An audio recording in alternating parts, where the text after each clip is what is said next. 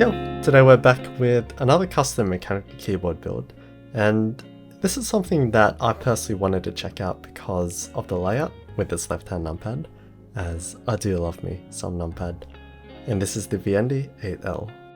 Inside the box we have an assortment of knobs, however you will only receive one based on the colour of the keyboard. Then we have the accessories, which are just a bunch of screws and the rotor encoder. And then finally we have the keyboard itself. First impressions, it's a nice shiny boy which always looks good brand new, and we have a little bit more of that on the bottom. I believe that this is the only plate material available, which is brass, although it comes in black for the narrow version, and it is for sure a huge part of the board's identity. Again, early prototype unit, but as we can see it doesn't have the cleanest finish, although you won't be able to see it anyway when built. What's more important is how it looks on the outside, which is all good. Alrighty, let's take it apart. There's just 8 hex screws and it comes apart like so. And to be clear, being an early prototype unit, this is not the final product. In fact, there's been some pretty big changes which I'll point out. Here's the top aluminium piece, and this part is largely unchanged. There's some positioning holes and tabs, pretty simple. And we can also see that the bottom edge has been milled to give it a floating effect. Now to the plate, and this is where the biggest design changes occurred. It's made from 1.5mm brass, and as we can see there are a few cuts around the perimeter, which it gives it a little bit of relief, but it won't do too much in this configuration considering it's a sandwich mount, meaning that the plate is sandwiched between the top and bottom aluminium pieces with a lot of surface area in contact. So they have changed this quite a bit. There's been a lot removed where the rotor encoder is, but more importantly they've cut more out to create leaf springs. And these are the only images that I have, but they will undoubtedly give it more relief. How much more? I don't know. If we look at the Wilbertech thermal, it's kinda similar to that, and supposedly this change will create more metallic ping, so they've added a thin foam piece that goes above the plate, which I don't think I've seen before in this manner because it has switch cutouts which would then block that shiny plate, and then another perimeter piece where the plate meets the bottom.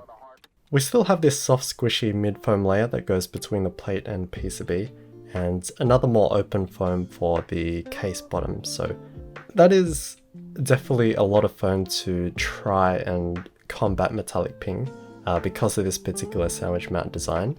I think we all have differing opinions on foam, but this is definitely a case of some of the foam addressing a sound issue rather than complementing the board. However, we haven't seen the revised version yet, so we don't know for sure.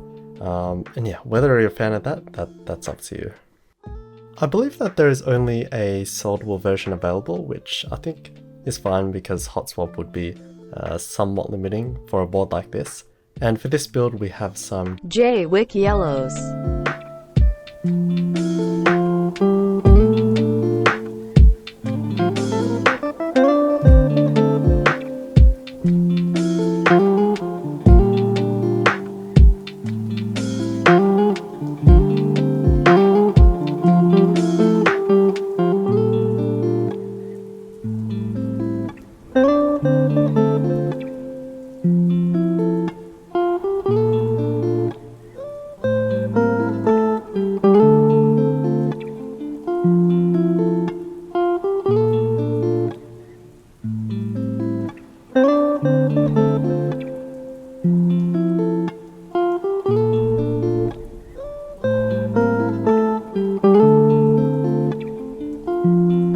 And here it is, the Viendi 8L designed in Saigon, Vietnam.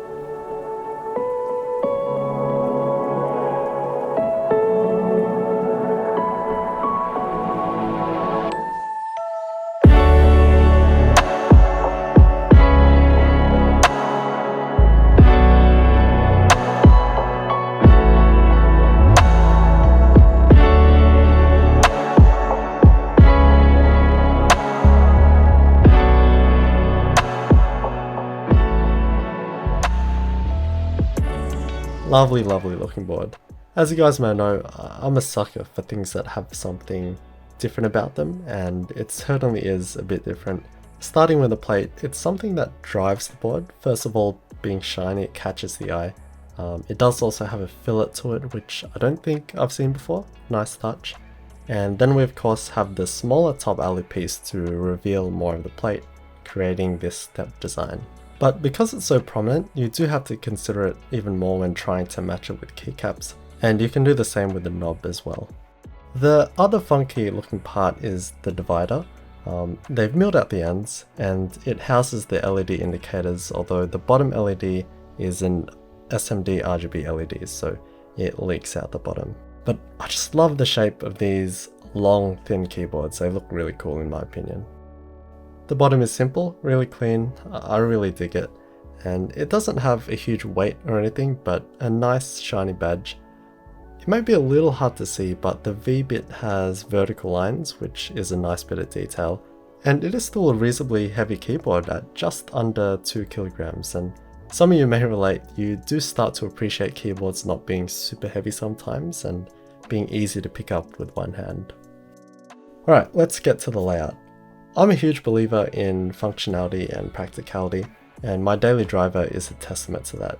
This is my good old iQuinix F96, and despite having all that I have, I use it because it's wireless and has a numpad, which I love. I've briefly used the left-hand numpad with the aeboards Aegis and the EXT65, but that was quite a while ago now.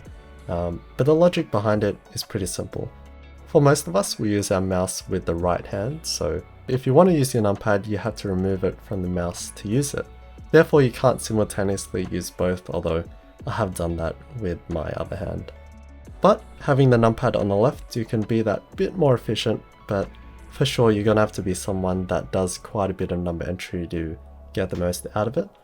Most of my number entry is like with just Adobe programs, which aren't super number heavy anyway, but I've still found it pretty good. But it definitely takes some getting used to with all that muscle memory I've built over all these years, and sometimes it's just more comfortable using the right hand. And we also do have the ability to change the orientation, but by default it's mirrored to a normal one. The other big potential advantage, and probably more applicable to more people, is with ergonomics. A normal numpad kind of impedes on our mouse space, so we tend to offset our keyboard to the left, or move the mouse further out to the right, both resulting in a wider spread. With the numpad on the left, it effectively works as a 60% keyboard, providing you have the desk space. And yeah, that's just been one of the best aspects for me. I don't need to offset my typing position or my mouse position by much at all, and I found that really comfortable. As said, this is like a 60% plus numpad. However, they're really pushing the use of arrow keys because they're often used in tandem with numbers. You can do this with most 60s, but right now I have my arrow keys as such. And then for my shift key, if I tap it, it works as the up arrow key. And if I hold it, it works as a normal shift, which is something you can consider if you still want dedicated arrow keys. And then finally we have the knob. I know not everyone is a fan of them, like my mate Jimmy, who wants everything lifeless, but it's so useful. Even purely just for volume, so good. And having it in the top left corner is awesome as well, feels very natural. I know I'm being extremely positive about everything to do with the layout, but that's because it genuinely suits me. The only things I miss are the function row and the right hand enter key, which is amazing by the way, but yeah, won't be for everyone, but it's a really fun form factor to have. Alrighty, let's give it a quick listen.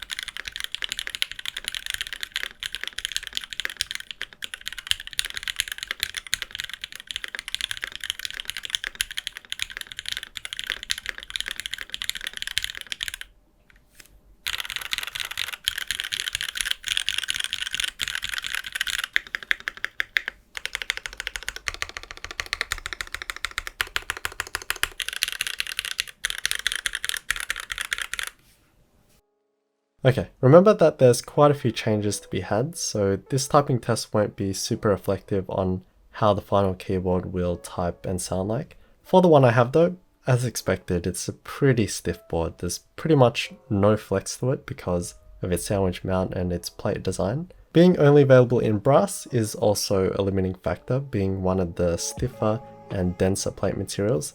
Aluminium, for example, would probably ease it up a little bit. That being said, I don't mind it. It's solid and dense, has that hard bottom out, but it isn't too harsh, and sometimes I like that. It does rely on the foam a bit to tighten it up, and that's why we still get that slightly dampened and muted sound and feel. The mods are pretty sharp and thin though, some dampening would help those.